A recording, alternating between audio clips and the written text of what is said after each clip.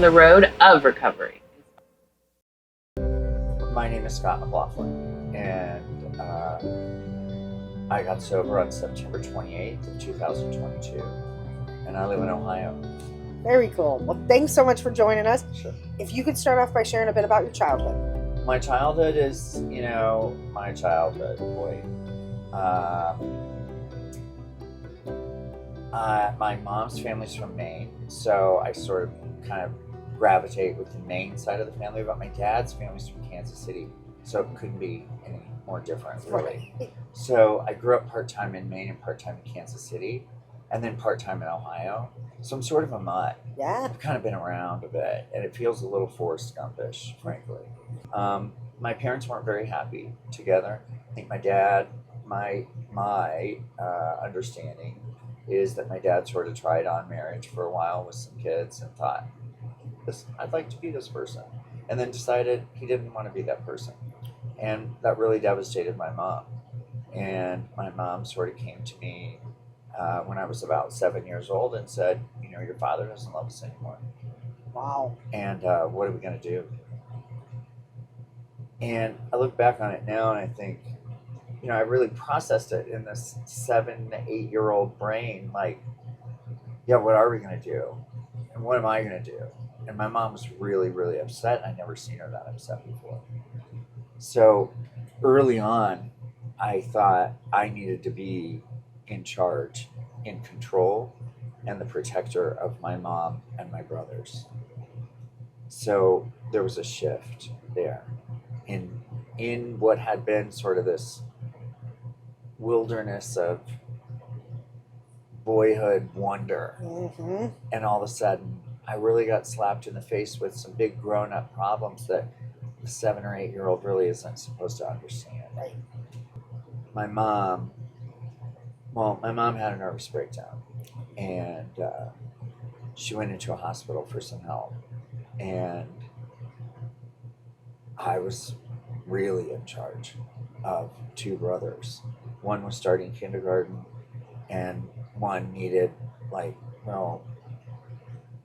not just emotional support, but he needed soccer shoes for practice that was starting, and we had to get all this stuff, and I didn't know how to do that, but I figured it out. We didn't have any money, and so I got a job, and I got a job singing with this crazy group out of Columbus that went to, for those people that don't remember, shopping malls used to exist. So they used to bring in things to, like car shows, to get people to come to shopping malls. Well, one of the other things they brought in was entertainment, singers and dancers and people like that. So there was this group in Ohio that went around to shopping malls and they sang and they danced and they, did all these sort of kid stories, like a take on the Wizard of Oz and a take on Alice in Wonderland and so on and so forth. And I was I think 16, and I landed with this job, and they paid me $500 a weekend to do it. $500. Wow. In Yeah. 1985 or Yeah. 6. Yeah. $2,000 a month, which paid our bills. Wow. That's a ton of responsibility as a 16-year-old. Yeah, it was a lot. Yeah. I got to ask, also being in the entertainment business, and much more of an adult, did substances come involved at any point? Well, yeah. I mean, substances became involved when I was a teenager. Okay. I mean, it was the way to, I'm funny. I can be a funny person. Mm-hmm. And I'm smart. Mm-hmm. And I did really well in social settings, because I was scared. I was really scared. Mm-hmm. I was scared that people wouldn't like me because I was different. I was effeminate. I was, in theater and those sorts of things. And I always kind of rose to the top of those areas. And it put me in some really kind of popular groups of kids when I was a teenager. Mm-hmm. And then of young adults when I was older. And I used alcohol, like a lot of people did, to, loosen up a little bit. Yeah. I could tell a great joke, and I could get the crowd going, and there was something about that entertainment quality of me that that really fed on the approval of all those people, I did some really cool stuff. Yeah. When I came back to Ohio and I crashed, I was overwhelmed with anxiety. And then I went to some doctors because they said, you have something called anxiety and we can help you. And a lot of people do have anxiety. Mm-hmm. And there are some medications out there for people that do work for them. The medications they put me on were not good medications to be on long term. And so I began abusing those medications. And I was on stuff like clonazepam and Xanax and Valium and stuff like that in the day. A couple of different doctors. Mm-hmm. And I was taking about 11 pills, 11 of those pills a day, and drinking on top of it, and still working. Oh my gosh. I wasn't singing anymore. I was doing something else. Okay. But I was still working. I was still functioning. And I was not just doing pills. I mean, I loved cocaine. I mean, it was it was so popular. Right. Back in that day. And I was great on cocaine. Well, and especially with all those downers, with alcohol and the benzo family, I mean, that's enough to put you asleep for days at a time.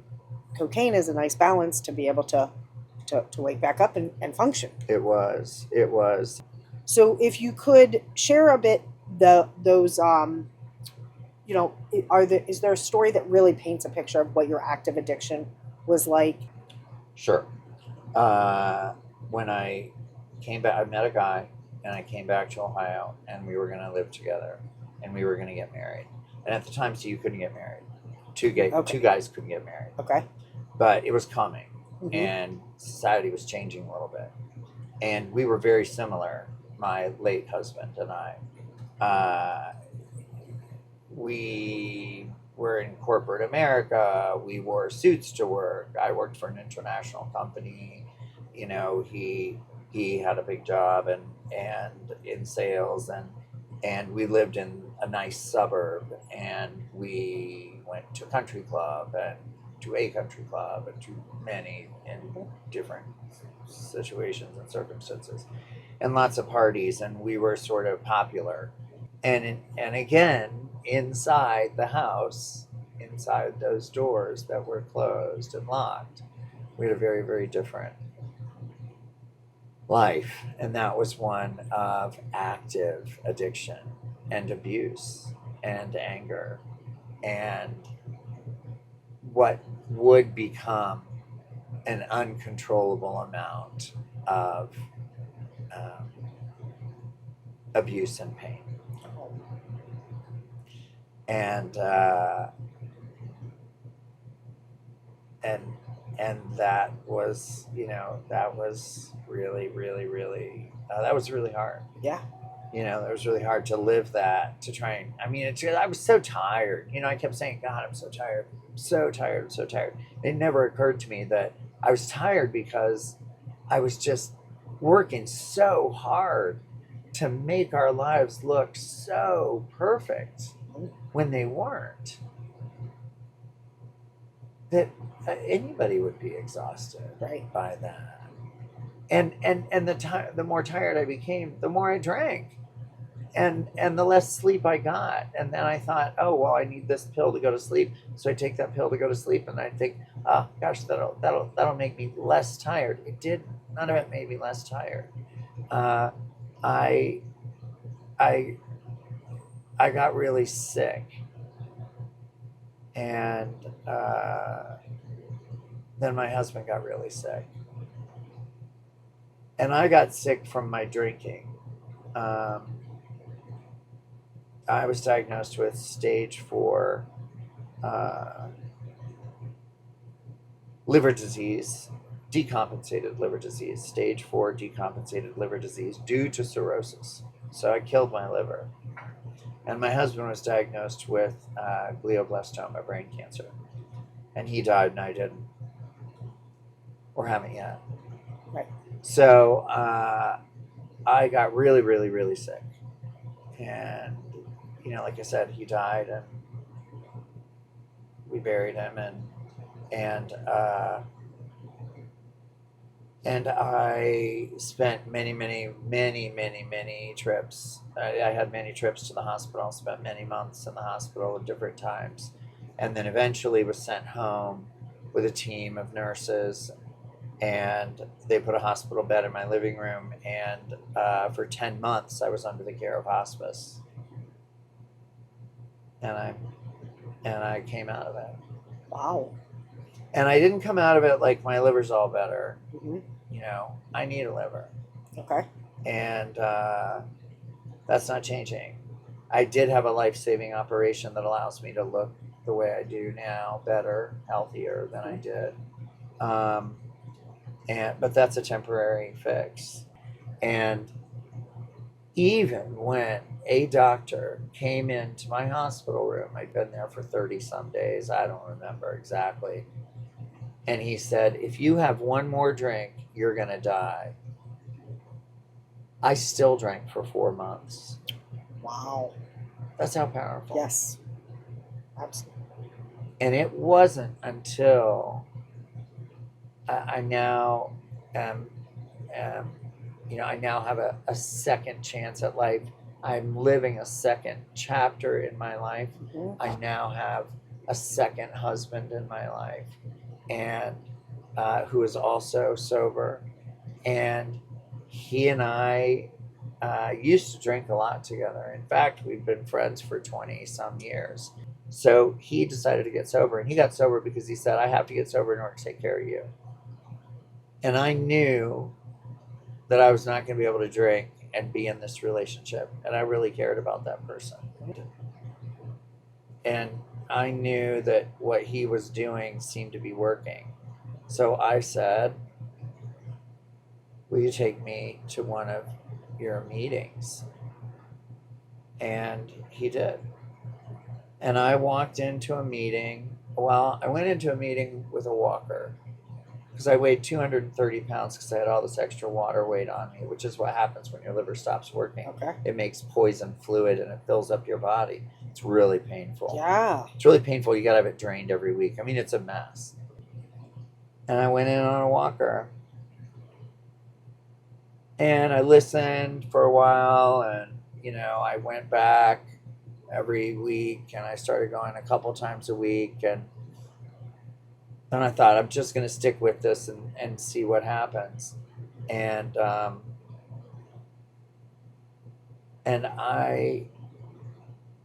got better. I started to get better because those people said, you don't have to do it by yourself. Mm-hmm. There are a bunch of us out here that are really struggling with it too. And we found some ways that help.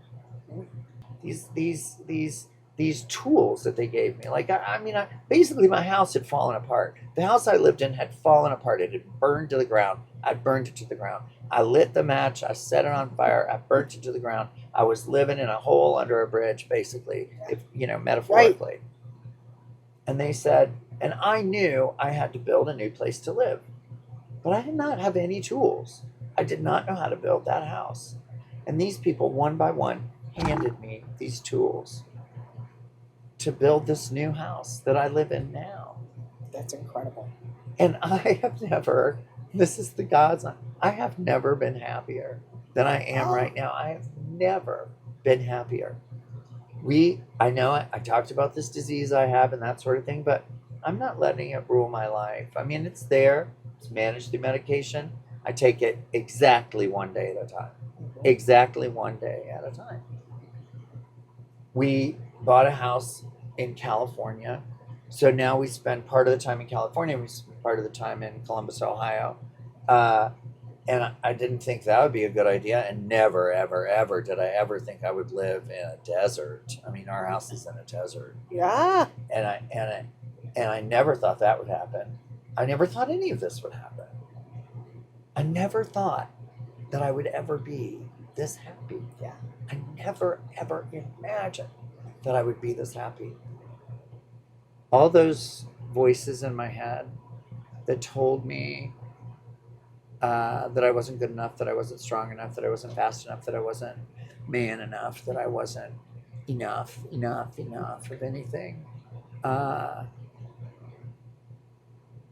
was those all became, those were all sort of part of a disease for me. A disease that, this disease of, of addiction, this disease of alcoholism.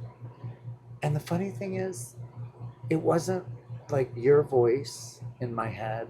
It wasn't my mom's voice in my head. It wasn't my dad's voice in my head. It wasn't my teacher's voice in my head. It was my voice. Mm-hmm. It was my voice. Yeah. Telling me those things. Yeah. All those lies were coming in my voice. Mm-hmm. And it, to me, it's, you are a walking embodiment of how humility really sets people free. It takes off that pressure. It takes off all of the shoulds, have tos, all of that, and finding humility in yourself, in the world. I mean, I don't know. That's just so much that has come up, that it really is that piece of acceptance that you have found through the humility of, I don't have to do it all. I don't have to control it all. I don't have to do all of those things. And humility to say, this is me, and like it or not, this is me, because I like it. Yeah, I do like it. Well, thank you again so much Sure. for coming out and joining us. If you could end on, if there's some words of hope that really speak true to you when you're going through it. Take it easy. Cliches. Take Mhm. it easy. It gets better. All those things that every old person said to you when you were young and you thought, you're so old, you don't know what you're talking about. I think about now like, it'll work out. Or, don't worry about it so much. Or, there's, I mean, I'm not saying, there are some things you have to deal with. I'm not saying don't Right. deal with anything. Right. But, don't sweat it. It'll be okay. Give it a day. Yeah. Give it a week. Mhm. It'll be all right. It'll get easier tomorrow. Absolutely. Just take it easy, man. Let yourself off the hook. Let yourself off the hook. Well said. Well, thank you again so much for coming out and Hey, joining thanks for us. having me. Fantastic.